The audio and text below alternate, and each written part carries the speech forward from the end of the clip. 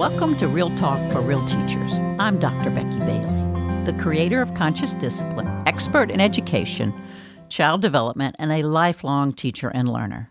For those listening who are not aware of Conscious Discipline, it is a comprehensive self-regulation program that integrates social-emotional learning, school culture, and discipline into one seamless process. It's kind of like one-stop shopping here.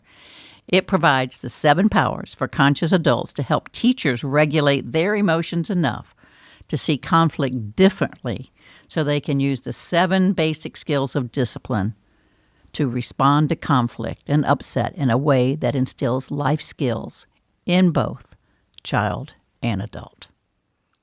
Today we're talking about leadership. Now, what kind of leader do you want to be, and how do you want to make that vision a reality? Something to ponder for sure.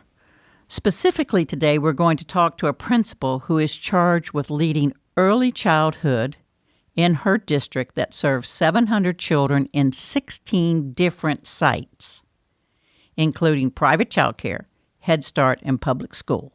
Now, it's like, how are you going to bring all those folks together? But before we get into the details, let's start by looking at some leadership models and how conscious discipline prepares you specifically for 2 styles and see if they meet something that you might be interested in. No matter what your job responsibilities involve, you will be leading and you will be led. So leadership is not a position or a role. It's an action representing your values and beliefs manifest in the world. So exhibiting leadership is an extension to some degree of your personality, your upbringing, your ability to self-regulate, and your mental models of how you view yourself, the world, and relationships. Now, if you think about this and really ponder it, leadership styles have a lot to do with our family of origin. So let me run through some of my family with you and some leadership styles. Autocratic leadership is a strong, one-dimensional leadership style that gives full power of authority to the leader or to the boss. Now, in my family, that was my father. He made all the decisions without consulting the rest of us. He was the boss, and everybody knew it. And if you didn't, all you'd have to do is try to boss, and you'd learn it real quick who was the real boss. The democratic leadership style is more participatory in nature, where the leader involves team members in some of the decision-making.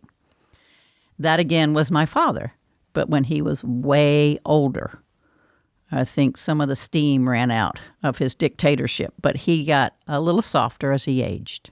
Transformational leadership leads by vision, setting high goals, and working in unison as a family or a community together to achieve them. Now, that was my mom most of the time. She really set the vision. She set our goals and said, okay, you got this. Now go for it. And if we needed help, she jumped in. Then we have the laissez-faire leaders that give their team members lots of freedom and provide support, resources, and advice as needed. Now, that was also my mom when she was tired. Or as she got older, she gave us enough rope to really, we could almost hurt ourselves with it. And then right at the last nick and tuck time, she'd come in with a teeny bit of suggestion or advice before we actually hung ourselves and got hurt. Another important leadership style is the servant leader. And that's what I want you to hear about. The servant leader comes from a heart that wants to be of service. And if you look at a lot of educators, that's why we got into the business. The servant leader believes that people have an intrinsic value beyond their tangible contributions at work. In other words, they're people first, and then their employees second. But there's a humanness, there's an intrinsic value. Just their presence, showing up, makes the world a better place. A servant leader is deeply committed to the personal and professional growth of each member of the group. They create a culture and community with engaged employees who care about each other and for each other. Is a culture that emphasizes the use of openness and persuasion rather than control. To me, that is the essence of the goal of any family. How can we serve one another so that our optimal development of each of us is maximized in this team effort where someone has your back? The servant leader senses, like we all do, that much has been lost, and especially in recent history when we went from small communities to large institutions in regard to our well-being. We're losing a sense of mental health. We're losing that connection to each other. We're losing it in terms of productivity. The same shift has been happening in our families as we shift from extended family to childcare in raising our families. So to be a servant leader, you need to help create healthy relationships and problem-solving skills within your members.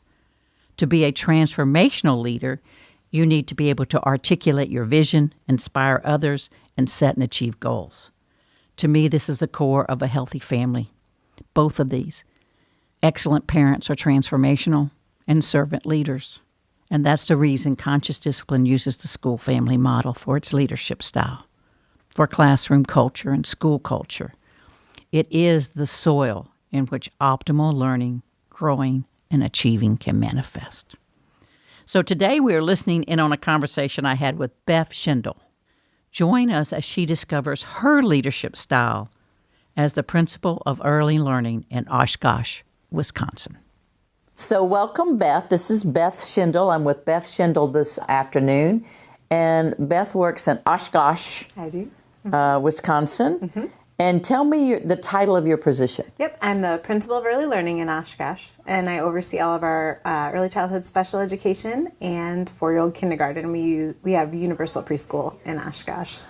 Where are all these people? Yep, so we use a community collaborative approach. Okay. So we bring high-quality preschool out to places where children already are, as well as a few of our schools. So we partner with private child care centers, Head Start, a few private schools, and then a few of our elementary schools. So we have 16 locations altogether. So you've got 16 locations. Mm-hmm. Some of the kids are in private child care, public school, private school, and Head Start. Yep.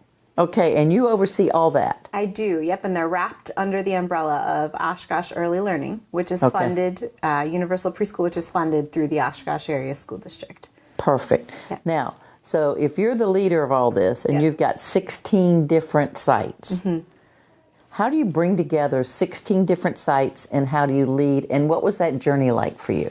I was fortunate enough to grow up with this program. And so I started as a classroom teacher, moved into a coaching position, and then from there became a principal. But I was never going to leave the classroom because I loved what I did.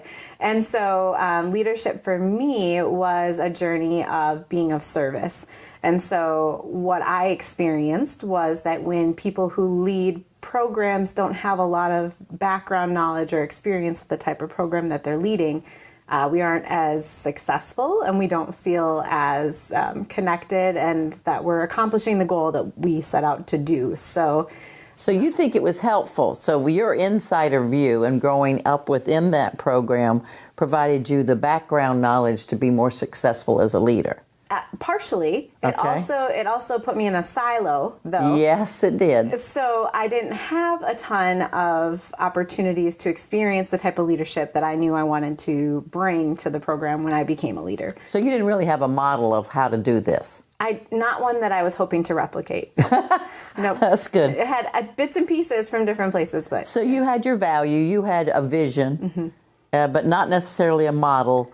But you did have some information about what you were doing. So then how did you pull that all together? Conscious discipline. Oh! So once I realized that what I wanted to create was really a school family, and how in the world do you do that in a school with virtual walls, that really got me thinking. And so our leadership team, I have a fabulous leadership team. I have some coaches that really, if it weren't for them, I don't know how we would serve over 700 students across 16 locations. So we went to CD1 and really had an opportunity to feel what that felt like. Okay, so who all went to CD1? Who was that? Yep, so I have 2 instructional coaches Okay. and then a program support teacher who kind of, the instructional coaches go into our regular education classrooms, support teachers with academics, behavior, just teaching in general.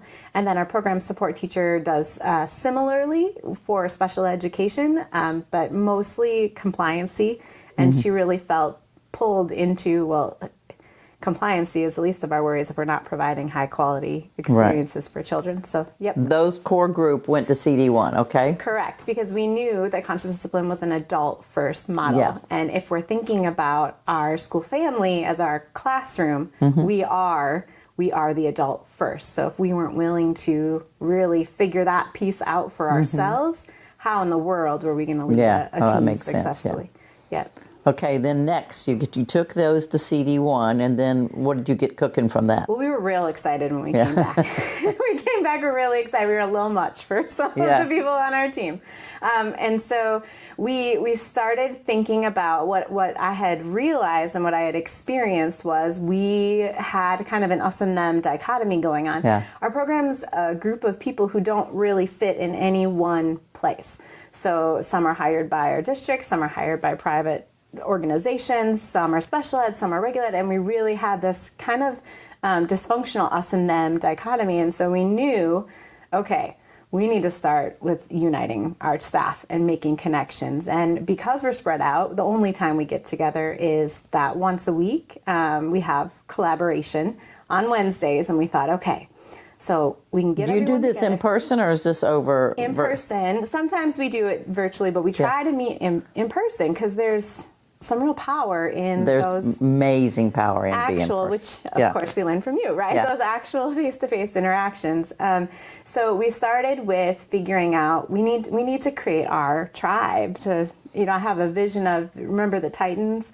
And they're like, everywhere we go, people. And so that's in my mind. I'm like, that's what I'm hoping for this, for all of our staff on this team. So we kind of reclaimed our name. We kind of had early childhood special education and 4-year-old kindergarten. And we housed everyone under one umbrella, Oshkosh Early Learning. Happened to be the same year as an election that was happening. And so we used that opportunity to teach about voting and voted on a mascot. And so we're the Oshkosh Early Learning Owls. Something really powerful at the beginning of the school year, all the staff get together, the whole district-wide, in one place at one time to start out the year with convocation. And the first year after we had done this, we were all there with our shirts on that, you could see who your people were. Right. And there was some real power in that, we are one just from that. So that was neat. So we started with a lot of uniting activities, learning one another's names. If you don't know someone's name, you don't know what they do. Right. You don't know how their unique set of skills contributes to our school family and how we can be of service to one another. So a ton of uniting activities, a ton of connection activities.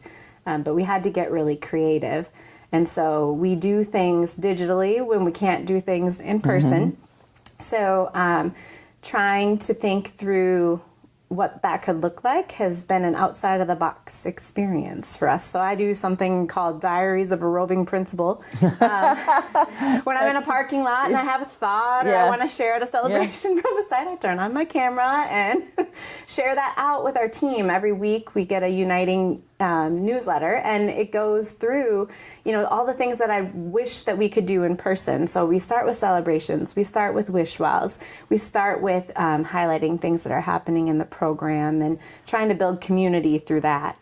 And how is that working? And how long did it take to get it kind of really over the hump? Going. Yeah, we had a lot of people who thought we were truly, we came back and we were drinking the Kool-Aid. It was, it took a few years. Yeah. So I had the fortune of having good connections with many of the staff just from being a part of that program. So I think we maybe got closer, faster with buy-in, just with some of that. But my goal when we came back from CD1 was 20%. And I thought, if we can get 20% of people in a place where they're willing, wouldn't that be great? Because we know that then it can start to spread. You bet. And it can't just be us. It has to be the teachers and their willingness and their buy-in. And who better to support one another with willingness and buy-in but the teachers themselves. So we went for 20%. We practiced kind of some of the skills, powers through the structures that we set up in our professional development. We were doing doing the conscious discipline before, we were really good at decorating our classrooms and just digging deeper. So we started rebooting after we came back from CD1, and we're in year 3 of kind of that reboot. We spent a year digging deeper into the brain states, a year digging deeper into safety. This year we're really focusing on connection. And so when you're talking about digging deeper, really going inside to that intention. Yeah. Why are we doing this and how do we do it? And does it really come from our heart or is it a technique? Correct. Okay, and so tell me, did you get the 20%? We got well over 20%. So it's been exciting to see that excitement grow for our leadership team because of what it's doing for our teachers and students and families. So the first year we sent 2 of our pioneer teachers. They were already using conscious discipline, really excited. They got to go to CD1 and they came back and they were so excited and sharing. And then the second year, we had 6 people who were interested in going. We could afford to send 3, so we sent 3. Yeah. And this year, I had the tinglies and the goosebumps because we put out the opportunity for teachers to apply to come. We had 22 people interested and 16 that are going to CD1 this year. So now, do they get paid? They don't get paid, no. So they're giving up a week of their vacation, a week of their time off. Yes. And you pay their way. We pay their way to get there, but they also commit. We had high turnover rates before we shifted into a school family model. We don't have that anymore. Okay, so tell me about that. Do you know the numbers? Staff who we hire as a district, we haven't had turnover with in our program since shifting to the school family model. We have staff who leave who are hired by other organizations for monetary reasons. And what they share is, I don't want to leave. I love this school family. I need to figure out a way to be able to come back in a different capacity. We just have some competing salary issues. But the staff who are going to CD1, they are also committing to staying with our program for at least 3 years, because we're investing in them, we're investing in our program, where they're willing to pay us back the cost of attendance in CD1. That makes sense. So there makes complete sense. There are commitments there, which is really important and also indicated to us that the shift is happening. There's willingness, there's excitement. And so as far as turnover goes, what we're finding is that when teachers feel like they're a part of this school family, that's their reason to stay. And when they leave, it's not because they want to leave the school family. So excellent. Yeah. And congratulations on all you're doing up there and figuring out how to be the leader you wanted to be with bringing together 16 different sites under 4 different hiring boss structures, and you brought them together. Thank you. Way to go, Beth. Thank you for talking to us. Absolutely. Thank you. Oh, now what can you say after that? Way to go, Beth. Way to examine oneself and, just move a whole crowd with you. It's exciting to see how everyone discovers their own way and pulls it together in the way that makes sense to them. So what's Becky up to? Well, I'm up to recovering. I just paddled down 188 miles of the Colorado River, and so I'm deeply embedded in showers and Epsom salt and baths. So it was fun. It was phenomenal. Looking at the stars, sleeping under the stars is an experience that brings back that childlike feeling of innocence that just smells and feels so fresh and rejuvenating. So I'm excited and sore. What are the celebrations? Well, we've got a bunch. Certainly, I think some of you know that we sold out the trauma workshop in Chicago and had quite a bit on the waiting list. This month, we have that same workshop, 2-day workshop with myself in Sacramento. I hope to see each of you there. And Elevate is a conference we did last year for the first time, and we're doing it again. And that Elevate means, how can we elevate our social emotional learning that's taking place, and specifically the first 6 weeks of school. So when you come, this is so practical. You will leave with a 6-week plan of how to start your school year off, leading with our best foot forward, building wonderful relationships so that our school year runs as smooth as possible. So until next time, I wish you well. For more episodes of Real Talk with Real Teachers by Dr. Becky Bailey, visit consciousdiscipline.com/podcasts. You can also subscribe to this podcast on iTunes, Stitcher, or your favorite podcast